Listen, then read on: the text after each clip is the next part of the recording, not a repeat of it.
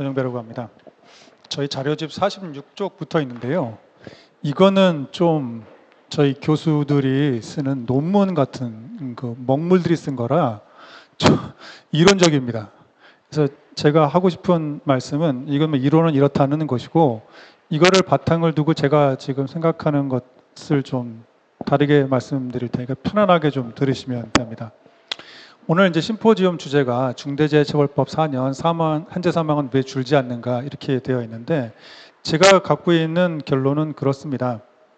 그 처벌 강화를 해서는 이 산재가 일어나는 구조가 좀 일반 범죄와 다르기 때문에 처벌을 강화한다 그래서 산재 사망을 줄이는 데는 효과가 없는 것은 아니지만 명백한 한계가 있습니다.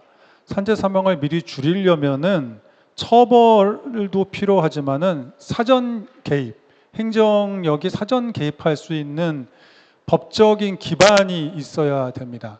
그런데 중대재해처벌법으로 경영책임자와 법인의 처벌은 강화될 수 있는 기반은 만들어졌지만은 고용노동부의 감독관이 현장에 들어가서 우리 법률에 있는 강력한 권한을 행사할 수 있는 이 근거 법령이 되는 산업안전보건법은 제대로 조명이 되지 않았다는 게 저의 생각입니다.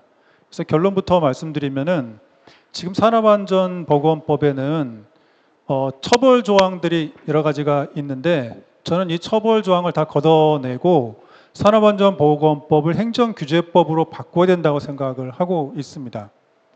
결론을 좀 정리해 드리면은 결국 산업안전보건법을 위반하면 중간관리자인 근로자가 처벌이 되고 그 사람이 소속한 법인이 처벌이 됩니다. 법인은 이제 벌금형만 받고 중간관리자가 벌금형이나 실형을 받게 되는데 법인 처벌은 이미 중대재해처벌법에서 훨씬 더 높게 처벌을 하고 있습니다.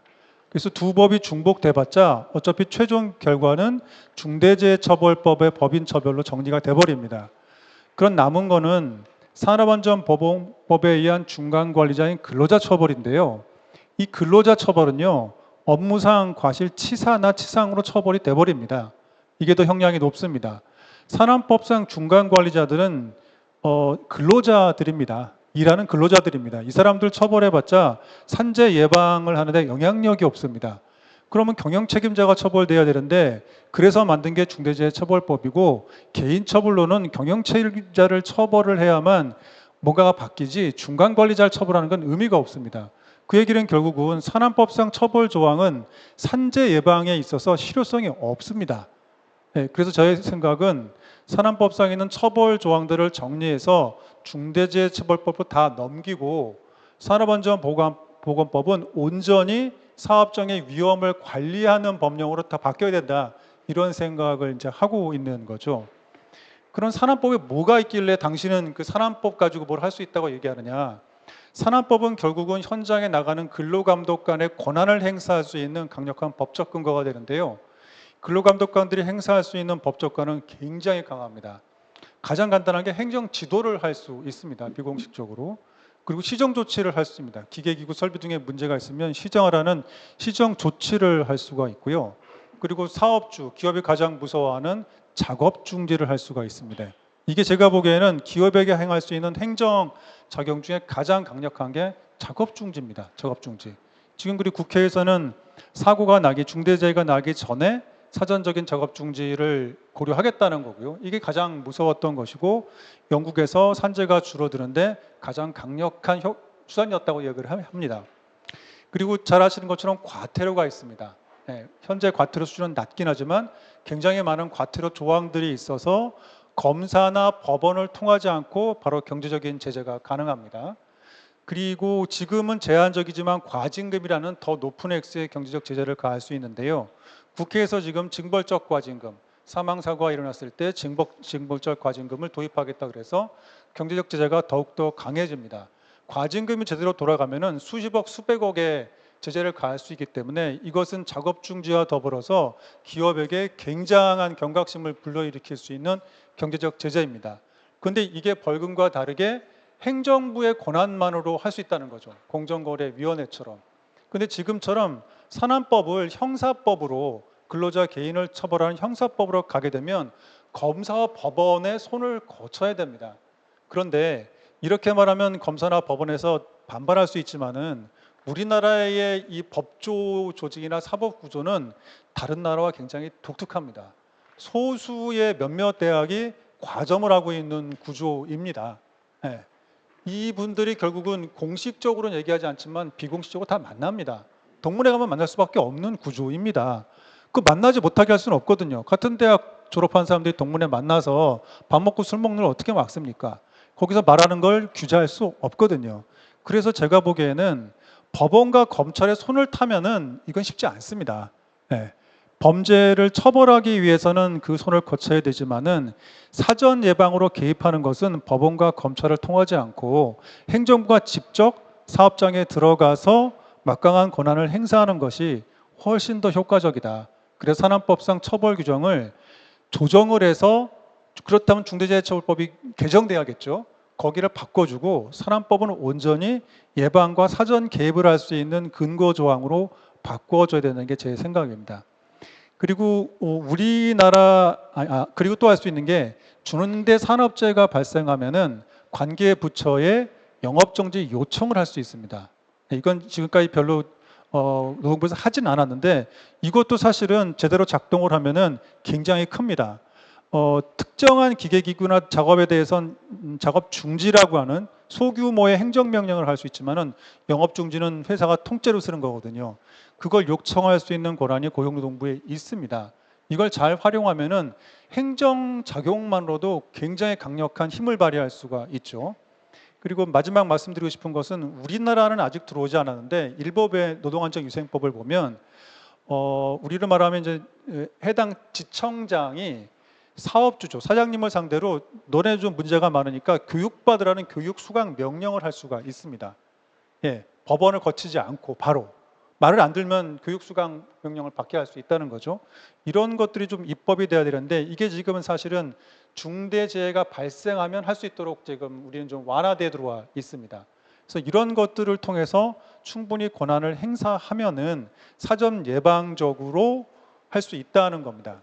근데 이게 이제 작동을 하려면 어떤 문제가 있냐면 기존에는 이렇게 말씀드리면 이제 고용노동부가 싫어하실 수 있는데 산업안전보건법의 작동의 최종 책임이 사실은 검사나 법원으로 가 있습니다. 중간 단계의 수사 자료를 만들어주고 서포트하는 역할을 고용노동부가 했는데 만약에 형사처벌을 중대재해처벌법으로 다 넘겨버리고 이 산업안전보건법을 고용노동부가 온전히 관리하는 법으로 만들어버리면은 고용노동부 입장에서는 굉장한 부담을 갖게 될 수밖에 없습니다. 왜냐하면은 사전 예방적인 최종적인 책임들, 산안법에 의한 결과의 최종 책임을 다 고용노동부가 부담하고 이거를 하드캐리를 해야 되거든요.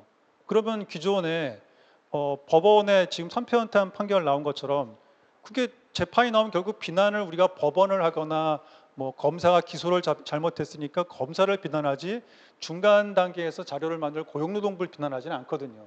그런데 산안법이 만약에 처벌법이 아니라 위험관리형 행정규제법이 돼버리면 이게 제대로 안 되면 온전히 비난을 고용노동부가 부담하게 됩니다. 그러니까 고용노동부의 현장에서 나가는 감독관이나 아니면 정책을 기획하는 고위 공무원 입장에서는 굉장한 부담이 되는 구조가 되는 거죠. 그러니까 탁월한 역량을 가지고 제대로 하지 않게 되면 야, 법을 이렇게 만들어 줬는데 왜 제대로 사업장에 들어가서 개입해서 막지 않느냐는 비난이 쏟아지기 때문에 이건 사실은 제가 말씀드린 이렇게 가게 되면 고용노동부의 공무원들 입장에서는 굉장한 업무 과중이라 볼 수도 있고 각오가 필요한 거죠.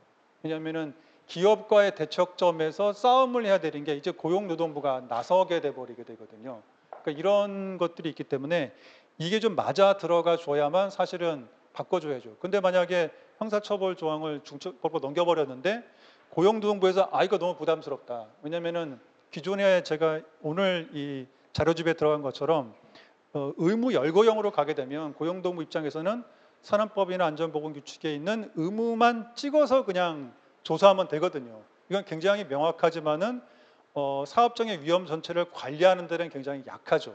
그런데 공무원 입장에서는 편합니다. 왜냐하면 명확하기 때문에 그것만 딱 찍어주면 되기 때문에 책임 소재가 명백하거든요. 그리고 공무원들이 굉장히 부담을 느끼는 감사라든지 민원으로부터도 어느 정도 보호받을 수가 있게 됩니다. 근데 그게 아니라 처벌을 없애버리고 고용부에서 온전히 다 감당해서 예방을 담당하라고 해버리게 되면은 이 민원도 있을 수 있고 감사도 있을 수 있고 최악의 경우에 이 기업이 그럼 이제는 고용노동부 상대로 우리가 싸워야 된다 그러면은 부당한 업무 집행 등을 이유로 손해배상을 하겠다는 등의 그 압력이 들어올 수도 있습니다. 그러니까 제가 보기에는 방향은 이게 맞는데 이걸 하려면 고용노동부가 그거를 감당할 수 있는 각오와 더불어 제도적 보완도 같이 좀 필요하다는 생각이 들고 무엇보다 중요한 건 고용노동부가 이거를 받겠다고 하는 의지가 필요합니다. 고용노동부 입장에서 지금은 어렵다. 그 정 교수 당신이 말하는 게 이론적으로 맞을 수는 있지만은 아직은 그걸 하기에는 우리 고용노동부의 구조나 기타 등등에서 어렵다라고 얘기하는데도 불구하고 이걸 밀어붙이게 되면 결국은 처벌도 없어지고 행정 집행도 잘 안 돼 버려서 결국 산안법이 더 붕 뜨는 법이 돼 버릴 가능성이 있죠.